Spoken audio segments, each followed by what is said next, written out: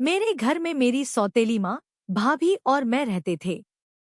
मेरे पिताजी ने कम उम्र की औरत से शादी की थी, जो मेरी सौतेली माँ बनी। उनकी उम्र 35 साल थी और वो गांव की सबसे खूबसूरत औरतों में से थी। उनकी गोरी चमड़ी और आकर्षक व्यक्तित्व हर किसी का ध्यान खींचता था। मेरे पिताजी और भैया की एक हादसे में मौत हो गई थी, जब भैया की शादी को बस 3 महीने हुए थे। तब से माँ खेतों का काम संभालती थी और भाभी घर का सारा काम देखती थी। मैं, विभूति, उनका लाडला था और दोनों मुझे बहुत प्यार करती थी। बचपन से मैं माँ के साथ खेतों में जाता था। हमारे गांव में बाथरूम की सुविधा नहीं थी, तो सभी खेतों में ही शौच के लिए जाते थे।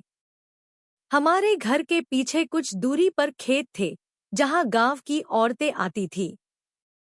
माँ मुझे अपने पास बिठाती थी और नहाने से पहले मेरे शरीर की तेल से मालिश करती थी। उनकी उंगलियां मेरे शरीर पर प्यार से फिसलती थी और वो मुझे हमेशा हंसाते हुए कहती थी, मेरा बेटा बड़ा मजबूत बनेगा। भाभी के आने के बाद वो भी कई बार मेरे साथ खेतों में जाती थी और मालिश करती थी। उनकी नरम हथेलियां मुझे सुकून देती थी।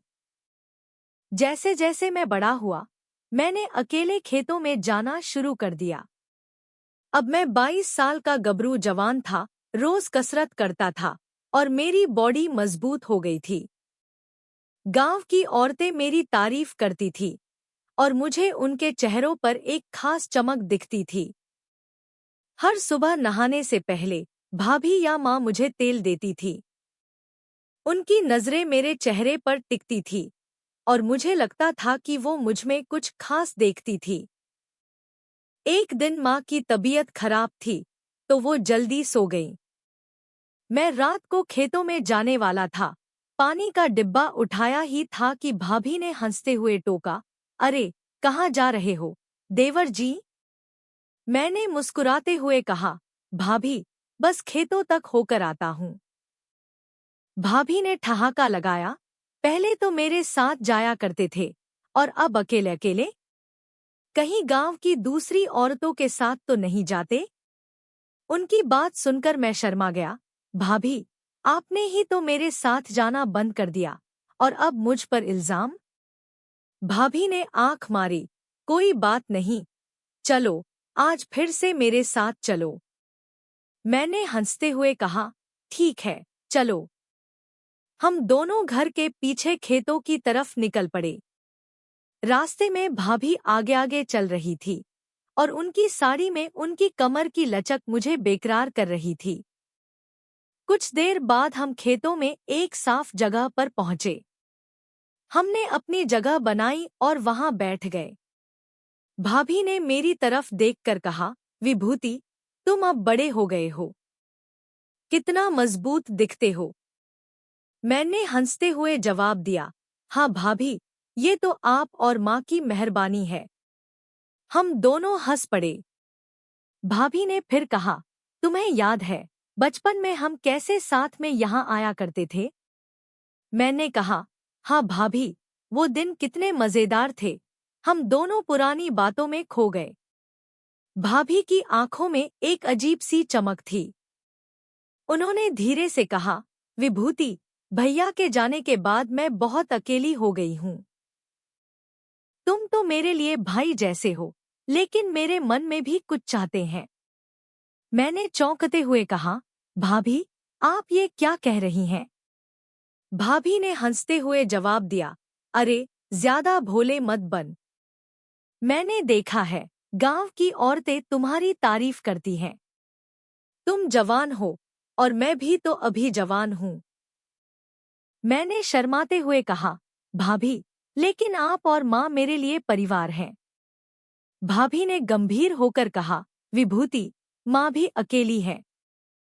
पिताजी के जाने के बाद उनकी जिंदगी में कोई नहीं है। वो तुम्हें बहुत प्यार करती हैं और शायद वो भी तुमसे कुछ चाहती हैं। मैंने हैरानी से कहा, सच में? भाभी ने पक्के तौर पर कहा, हाँ।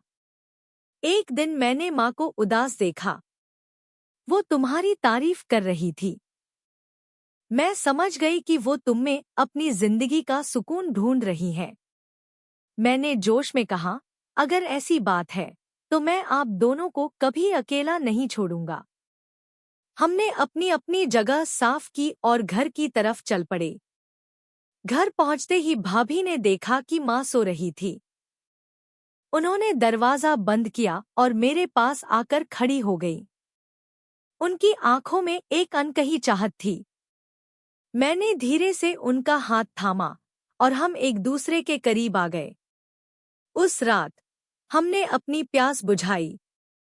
हम बिस्तर पर एक दूसरे से लिपटे रहे और वो पल मेरे लिए अनमोल थे। सुबह मैं फिर अकेले खेतों में गया।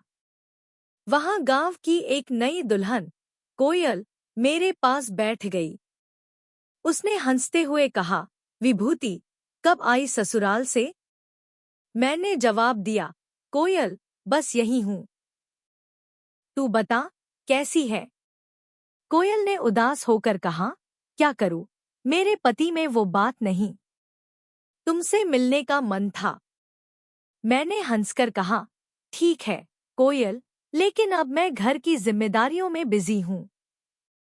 कोयल ने मुस्कुराते हुए कहा, हाँ, सुना है तुम भाभी को बहुत खुश रखते हो। मैंने चौंक कर पूछा, तुझे कैसे पता? वो बोली, गांव की बातें छिपती कहाँ है। मैंने कल रात तुम्हें और भाभी को देखा था। मैंने कहा, कोयल, भाभी और माँ ने मुझे बहुत प्यार दिया। उनकी खुशी मेरी जिम्मेदारी है। कोयल ने हंसते हुए कहा, ठीक है, लेकिन मेरे लिए भी थोड़ा समय निकाल लेना। हम दोनों हंसने लगे और घर लौट गए। घर पहुंचते ही मैं नहाने गया। आज माँ ने मुझे तेल दिया और बोली, ले बेटा, मालिश कर ले। पहले तो हमारे हाथों से लगवाता था, अब शर्माता है। मैंने हंसते हुए कहा, शर्म कैसी, माँ? बस आपका हाथ अब भी जादू करता है। माँ की आंखों में शरारत थी। वो बोली, मेरे बेटे की तारीफ सुनकर दिल खुश हो जाता है। माँ ने मेरे कंधों पर तेल लगाया। उनकी उंगलियां मेरे शरीर पर प्यार से फिर रही थी। मैंने आंखें बंद कर ली और उनके स्पर्श का मजा लिया। अचानक माँ ने मेरे गालों को छुआ और बोली, विभूति, मैंने कल रात तुम्हारी और भाभी की बातें सुनी। मैं तुमसे बहुत प्यार करती हूँ। मैंने उनकी आंखों में देखा और कहा, माँ, मैं भी आपसे बहुत प्यार करता हूँ। मैंने माँ को गले लगाया और हम एक दूसरे के करीब आए। उस पल में हमने अपने मन की बातें साझा की और एक दूसरे का सुकून बने। हम उस रात बिस्तर पर एक दूसरे से लिपटे और वो अनुभव मेरे लिए अनमोल था। अब मैं माँ और भाभी की खुशियों का ध्यान रखता हूँ। गांव की औरतें मेरी तारीफ करती हैं, लेकिन मेरा दिल अब घर में ही बसता है। क्या आपको मेरी ये कहानी पसंद आई? अपनी राय कमेंट में जरूर बताएं।